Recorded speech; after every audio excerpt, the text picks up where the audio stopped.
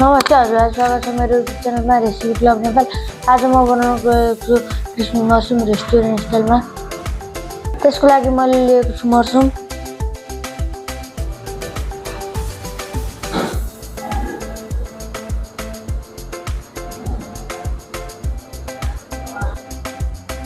मसरुमलाई चाहिँ लामो लामो टुक्रामा च्यात्ने।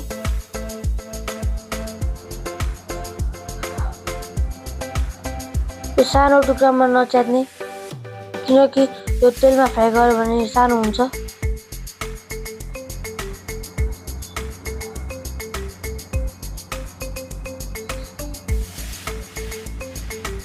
मसलाको लागि लिएको छु व्हाइट पेपर, नुन, कर्नफ्लावर, मैदा, लसुन अदुवाको पेस्ट। क्रन्ची निकाल्नको लागि मैले लिएको छु चामलको पिठो र हट सस। म च्यातेको मसरुमलाई एउटा बोलमा हालेर त्यसमा मसला हाल्छु। नुन स्वाद अनुसार हाल्ने र अरू मसला चाहिँ 2 चम्चा हाल्दिने।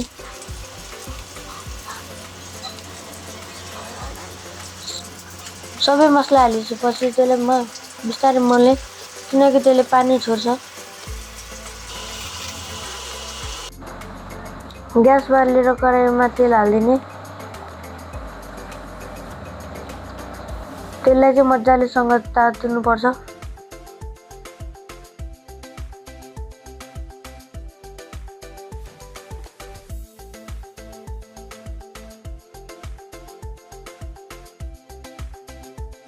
तेल तातेपछि मसरुमलाई मजाले छरिदिने माथिबाट। हल्का हाई हिटमा फ्राई गर्ने।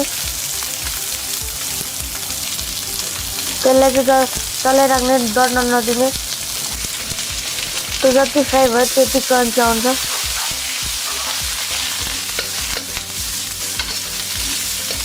बेलाको बेला चलाइराख्ने।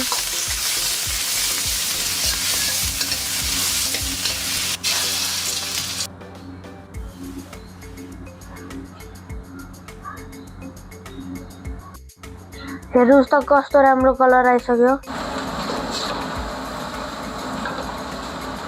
अब चाहिँ म यसलाई तेलबाट निकाल्न गइरहेको छु।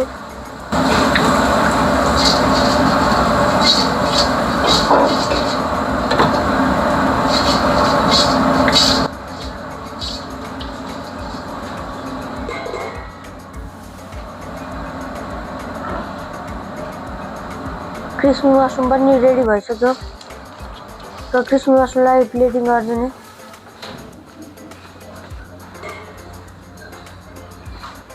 हजुरहरूले यसलाई केचप, मायोनेज, चटनीसँग नै खान सक्नुहुन्छ र हजुरहरूले यो घरमा सजिलोसँग बनाउनुहुन्छ।